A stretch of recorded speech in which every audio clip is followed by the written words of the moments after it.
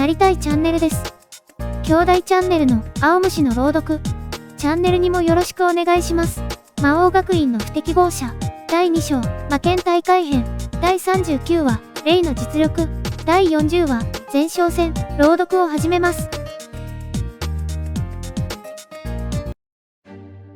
魔王学院の不適合者第39話レイの実力。信じられねえ。七魔功労のガイオス様がまるで赤子の手をひねるみたいに今の勝負にすらなってないだろ。もしかしてアノスの言ってること本当なのか。あいつが暴虐の。おい、何バカなこと言ってんだ。どんなに強かろうと皇族でもなければ不適合者のあいつが暴虐の魔王なわけないだろうが。そうだ、大事なのは力でも知恵でもない。俺たちの体に流れる尊い血だろ。始祖の血を受け継ぐ皇族の誇りを忘れるな。あいつはただ強いだけの不適合者だ。あいつの力には尊さがない。観客席からそんなざれ言が聞こえてくる。始祖の力を目の当たりにしておきながらなんとも滑稽なことだが、これもアボス・ディル・エピアの狙いなのか。しかし俺の立場だけを乗っ取り一体何をするつもりなのか。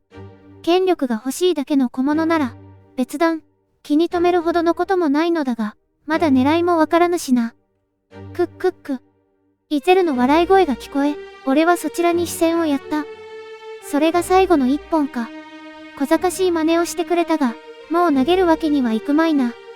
見れば、闘技場に刺さっていた剣すべてがなくなっている。残るはレイの手にある一本だけだ。イゼルの双剣と打ち合えば、瞬く間に魔剣は消滅する。普通に考えればこれで罪だろうが、不思議とあの男が負ける気はしてこないな。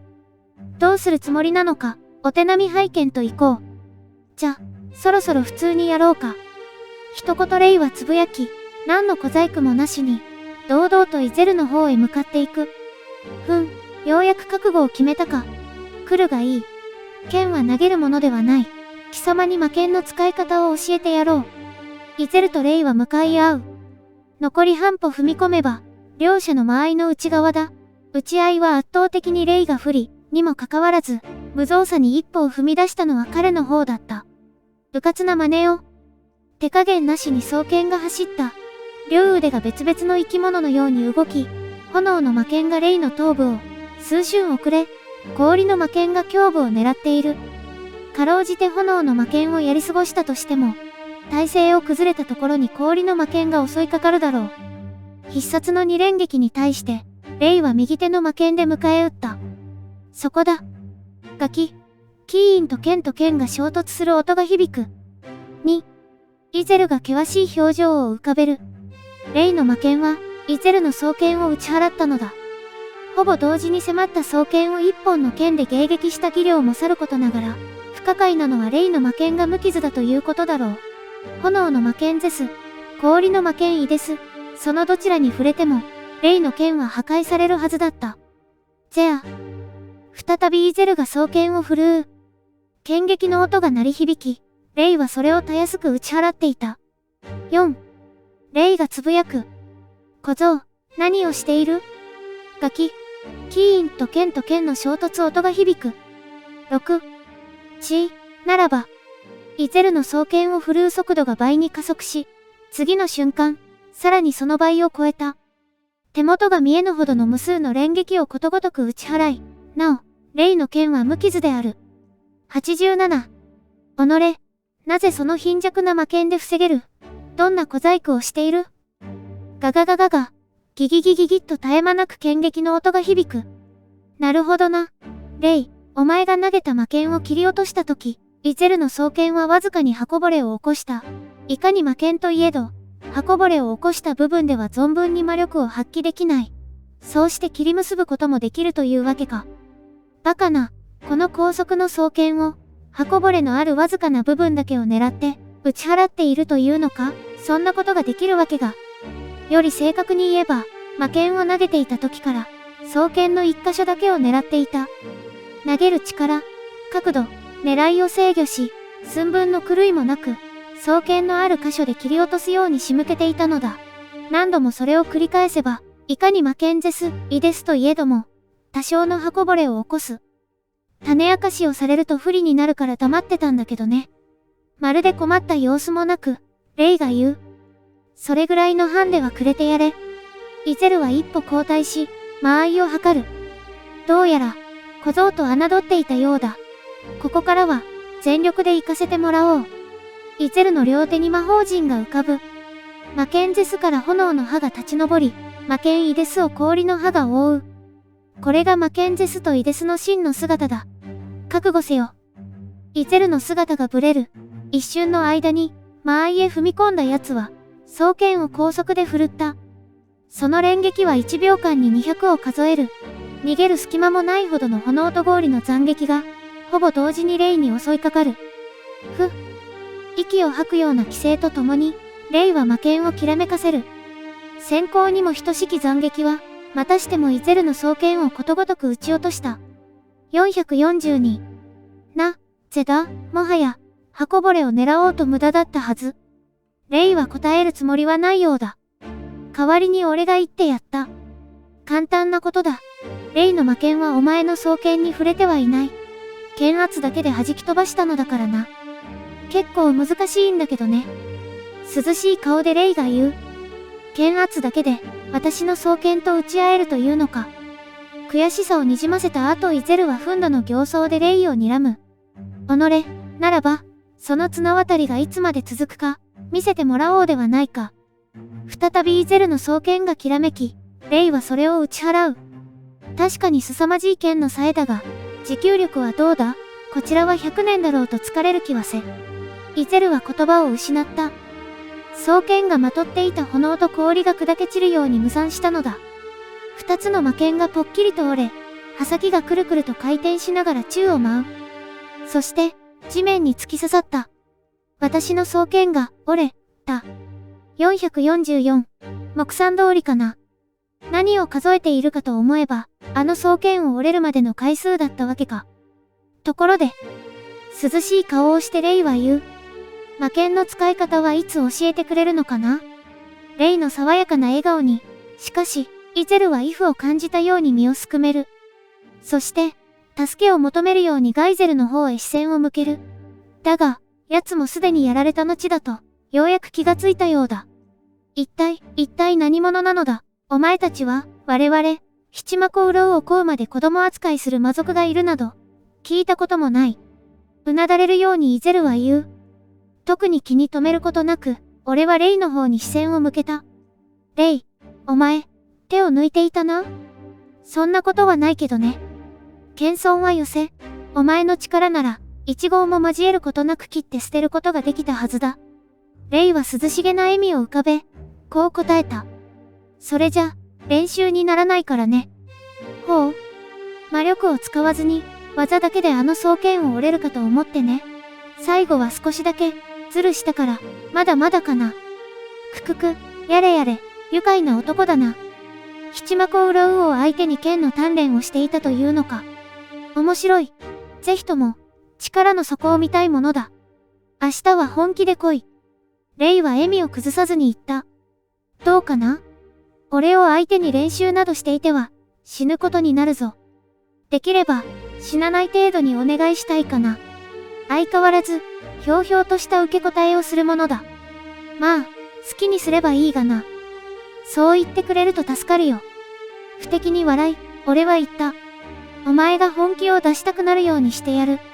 一瞬きょとんとしたような表情で俺を見た後レイはクスッと笑う。アノス君って、結構佐渡だよね。何を言う？俺ほど心の優しい魔族はいないぞ。手加減してくれると助かるな。バカを言うな。お前の体はそう言っていない。レイはまんざらでもないと言った風に微笑む。好戦的ではないが、戦うことが嫌いと言ったわけでもないようだ。そうでなければ、あそこまで剣の鍛錬などしないだろう。それにしても、運動したら、お腹すいたね。この授業はもういいだろう。教室に戻って早弁でもするか？大丈夫かな？何？こそっと行けば問題ない。了解。こそっとだね。そんな会話をしながら、俺とレイは生徒たちが見守る魔法障壁の外へ戻ってきた。ねえ、ちょっと、七魔コウロウを簡単に打ち負かしておいて、何その日常感。いつものことみたいに早弁の話とかしないでよね。いつものことだろうに、サーシャがそんな風にぼやいていた。第40話、前哨戦。翌日、デルゾゲード魔王学院、魔女の森。2組の生徒たちはこれから始まる試験のため、全員この場所に集まっていた。授業開始の鐘が鳴り、エミリアが言う。それでは、これからレイ班とアノス班による判別対抗試験を始めます。レイが俺の方へ歩いてくる。昨日はよく眠れた？ああ、寝つきは良い方だからな。僕はあまり眠れなかったよ。ふむ、面白い本でも見つけたか。夜更かしは体に毒だぞ。ほんとだよね。朝起きるのがしんどくて仕方がなかったよ。ふわぁ、とレイはあくびをする。ちょっと。何か文句でもあるのか。サーシャが口を挟んできた。どうしたじゃないわよ。これから判別対抗試験をするのよ。判別対抗試験？何？そのぬるい空気。遠足にでも行くつもり？やれ、何も殺し合うわけではないのだ。もちろん、うっかり死ぬことはあるかもしれないが、無駄に殺伐とすることもないだろう。悪いな、俺の配下は少々口うるさい。サーシャの頭に手を置いて、静かにしていろとアンに言い聞かせる。こんなことで黙らないわよ。そう言いながらも、サーシャは勢いがそがれ、おとなしくなった。やきもち？サーシャの後ろから、ミーシャがひょっこり顔を出す。何言ってるのよ。アノスがサーシャの時と違うから。俺の時と違う？ああ、なんだ、サーシャ。俺がお前の時と違い、レイと和やかに話しているから焼いているのか？バカなの？焼いてなんかないわ。そうか。サーシャの顔を覗き込んでやると、彼女はぷいっと顔を背ける。焼いてないわ。独り言のような弱々しいつぶやきが漏れた。そもそも、前の判別対抗試験はお前の方から喧嘩をふっかけてきたんだろ。サーシャは視線だけをこちらに向け、とうなった。サーシャさん。何よ。サーシャの剣幕に声をかけたミサが若干ひるむ。ですね。私たちも勝負をしませんか？何よ、勝負って？ほら、アノス様とレイさんは勝負の約束をしているじゃありませんか。二人の邪魔にならないように、私たちは私たちで力比べをしませんか？呆れたわ。判別対抗試験は模擬戦争よ。どこの世界に、示し合わせて勝負なんてする戦争があるのよ。すげなくサーシャは言うも、ミサはにっこりと笑った。昨日の魔法写真、ずいぶんお気に入りだったみたいですね。別に、そうでもないわ。サーシャの目は泳いでいる。私を倒したら、差し上げますよ。ミサが一瞬、懐から写真らしきものをちらりと覗かせる。言いたいことはそれだけ？はい、お互い、検討しましょうね。そう言い残し、ミサはアノス、ファンユニオンの集団に戻っていく。ああ、そうだ、思い出したけど、昨日の勝負はアノスくんの勝ちだったよね。そうだな。何かくれるのか？レイは涼しげな笑顔を見せる。この判別対抗試験を楽しませる。とかどうかな？くつくつと服の底から笑いが漏れる。なかなかどうして、強い脅し文句を口にする奴らよりも、よほど一筋縄ではいきそうもないセリフではないか。面白い。期待させてもらうぞ。陣地はどうしようか？好きに選べ。東側かな。レイはキビスを返し、ミサたちに声をかけた。行こうか。頼りないリーダーかもしれないけど、みんなの力を貸してほしい。すると、ミサは意外そうな表情を浮かべた。どうしたの？いえ、レイさんは変わっていらっしゃいますね。白服の私たちに、そんな風に言うなんて。ああ、僕はそういうのは苦手なんだ。皇族とかなんとか、難しくてよくわからないからね。飾らぬ口調でレイは言う。それに、たまに思ったりもするんだよね。何をですか？始祖は本当にそんなことを言ったのかな？ミサが驚いたような表情でレイを見つめる。皇族が偉いなんて、本当にあの人が言うんだろうか？あの人？ああ、別に、なんとなくの話だけどね。僕はずっと違和感を覚えてて、みんなが言う暴虐の魔王が、別人のように思えてならない。まあ、こんなことを言うと、混沌の世代なのにと白い目で見られるからね。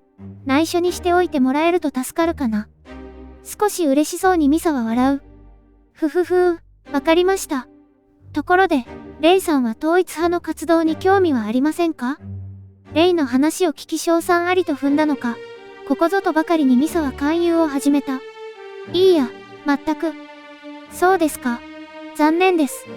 じゃ、アノス様のファンユニオンに興味はありませんか？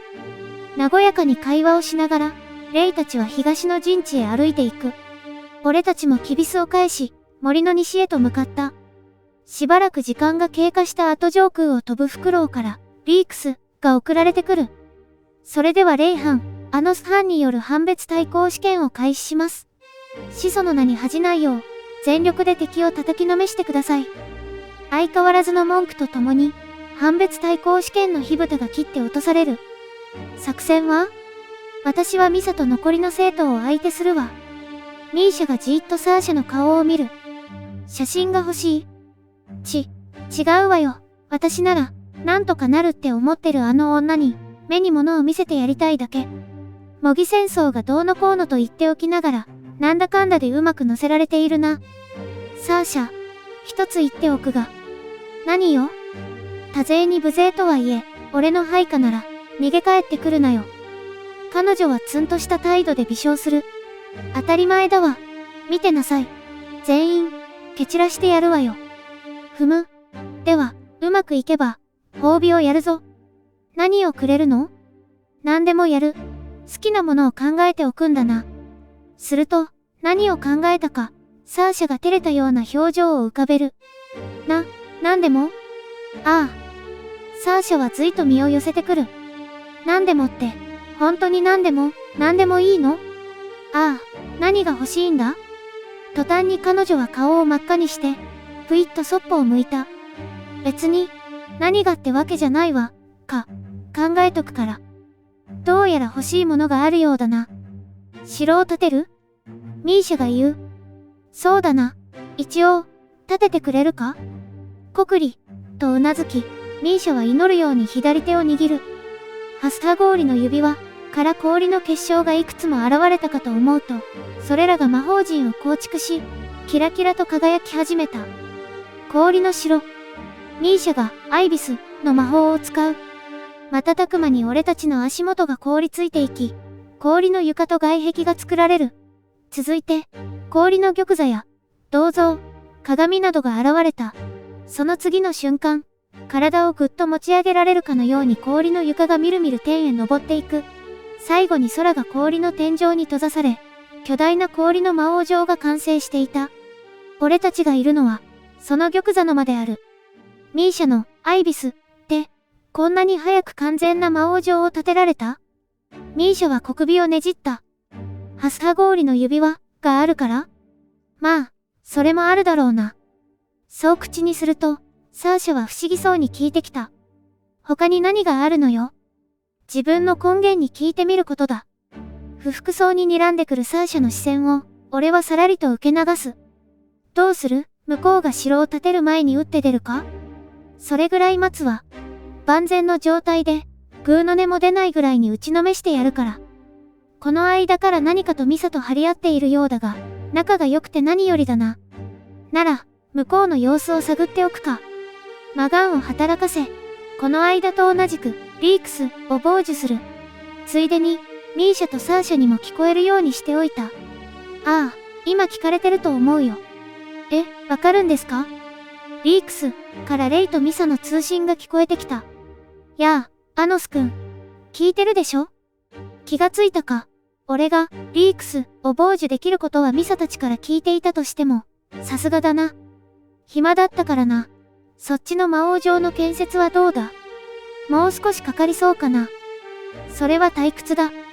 じゃ、暇つぶしに、こっちの渓谷にある一番大きい滝で会わない？ほう。二人きりでか？邪魔が入らない方がいいよね。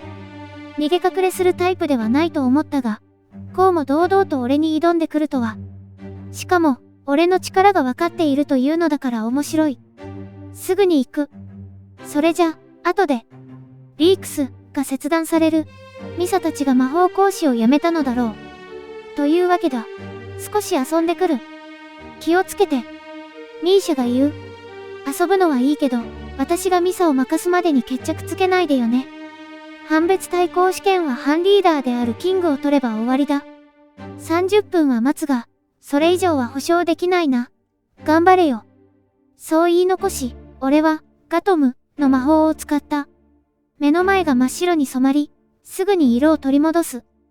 そこには300メートルほどの高所から水が激しく流れ落ちる滝があった。さすがに、まだいないか。俺は手頃な岩に腰掛け、そのまま待つ。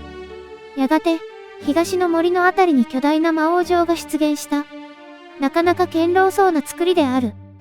ぼんやりと魔王城の出来栄えを確認していると、ざっと草を踏む足音が聞こえた。視線を向ければ、そこにレイがいた。やあ、待ったかい？何？今来たところだ。レイはこちらへ歩いてくる。ちょうど剣の間合いの一歩外側で、彼は立ち止まった。いきなり始めるのも味気ないかな。別段それでも構わないが、他に面白い案でもあるのか？まるでいたずらを思いついたようにレイが微笑む。君の配下とファンユニオンの子たち、どちらが勝つと思う？なるほど。その顔、何か仕込んできたというわけだ。ミサ、だったかな。彼女もアノス君の班に入りたいって言ってたからね。何かの縁だろうし、ちょっとだけ協力してあげることにしたよ。面白い。配下同士の前哨戦ということか。無論、俺の配下が勝つに決まっている。俺は滝に魔法陣を展開し、そこに、リムネトの魔法を使った。巨大な滝をスクリーンにして、俺の班とレイの班、両陣営の姿が映し出される。聞いたか、サーシャ。朗報だ。お前とミサとの決着がつくまで待つことになった。そう、ありがとう。じゃ、手っ取り早く終わらせるわ。サーシャは、フレス、で空を飛び、まっすぐファンユニオンの連中が建てた魔王城へ向かっているところだ。本来空から行くのは姿を晒すため望ましくないが、サーシャとミサたちの実力差を考えれば大したことではない。お望み通り来てやったわよ。ミサ、イリオローグ。出てきなさい。それとも、城内まで出向いた方がいいかしら？ふふふ、ありがとうございます。サーシャさん、ご足労いただいたお礼に、面白いものを見せてあげますよ。ズズズ、ゴーオーオーオーと地響きが鳴る。ファンユニオンの建てた魔王城から岩石の腕が伸びる。続いて足が起こされ、ゆっくりと立ち上がる。それは城の姿を模した山ほどもある巨人兵だった。グイネスの魔法。だけど、まさか魔王城でだなんて。グイネスは物体を生物のように操る魔法だ。物体の規模が大きければ大きいほど操作は難しく、魔力が必要となる。おそらく操作はファンユニオンがそれぞれ分担して行っているのだろう。だが、全員を探知、操作魔法に魔法強化の恩恵があるシャーマンのクラスにしたとしても、彼女たちでは魔力が足りない。お前が魔力を融通しているのか？ふっとレイは微笑んだ。僕は魔法がちょっと苦手だからね。使い道が少ないから、魔力は余っている方なんだ。その分を、ガイズの魔法でファンユニオンの連中に回しているのだろう。行きますよ、サーシャさん。巨人兵がバカでかい剣を振り上げ、サーシャめがけて切り払った。この、図体に見合わず、巨人兵はなかなかに機敏だ。巻き起こる風圧で、サーシャは思うように飛べず、その攻撃を避けるのがやっとの様子だった。図体があればいいってもんじゃないわ。サーシャが、破滅の魔眼で巨人兵を一睨みする。バラバラと岩石の外壁が剥がれ落ちていくが、いかんせん巨人兵は大きすぎる。サーシャの視界にも、その全体を映すことができないほどだ。一睨みで全開というわけにはいくまい。少し力を貸してあげた方がいいんじゃないかな。レイが言う。ミサたちの人数に加え、レイが魔力を融通している。サーシャの不利は否めないだろう。しかし、俺の配下を甘く見るなよ。俺は、リークス、で話しかけた。サーシャ、手助けが必要か？いらないわ。いくら多勢に無勢だからって、これぐらいで力を借りてるようじゃ、魔王の配下とは言えないでしょ。よく言った。なら、ジオグレイズ、お使え。思いもよらぬ提案だったのだろう。サーシャの返事が遅れた。無理よ。あれは20人がかりでやっとだったもの。いくら今の私のクラスが明治でも、全然魔力が足りないわ。明治のクラスは、攻撃魔法に魔法強化の恩恵が付与され、また魔力が底上げされる。その反面、回復魔法に魔法弱化の効果を強制され、身体能力が減少する。ミーシャの力ぐらいは借りてもいいだろう。でも、2人だけじゃ。俺が信用できないのか？一瞬の沈黙の後、サーシャは言った。わかったわ。ミーシャ、いい？襲いかかる巨人兵の剣を寸前でかわしながら、サーシャは、リークス、に呼びかける。立体魔法陣を展開。術者をサーシャに。巨人兵からはるかに離れた場所、西の陣地にある氷の魔王状にキラキラと光る結晶が浮かび上がり、それらが魔法陣を構築していく。城の前にひときわ大きな魔法陣が出現し、それが訪問のように変化した。ミーシャの魔力とサーシャの魔力が、ガイズの魔法戦を通じて一つに重なる。振り下ろされた巨人兵の剣にサーシャは張り付き、照準を定めるかのごとく、手をかざした。一句はよー、ジオグレイズ。氷の魔王状に展開された魔法陣が宝刀のように変化し、そこに黒い太陽が出現する。膨大な魔力を誇るそれは、弾き出されるように光の尾を引き、一直線に巨人兵へ放たれた。ミサ、避けて。無理です。この大きさじゃ。ゴーと巨人兵が黒き太陽に包まれる。ガラガラと音を立て、腕が落ち、足が崩れ、外壁という外壁が剥がれ落ちていく。たまらず、ファンユニオンの連中は悲鳴を上げた。キャー。さすが、アノス様の配下。こんな巨人兵を魔法を一発で破壊するなんて、強すぎる。ねえ、すごいこと気がついちゃった。死にそうな時に何よ。これで死んだら、アノス様の命令で殺されたってことだから、間接殺されじゃない。殺されたドッカーンとけたたましい音が響き、巨人兵は頭から崩れ落ちた。次回は、魔王学院の不適合者、第41話、精霊魔法、第42話、神話の剣撃、高評価、チャンネル登録、お願いします。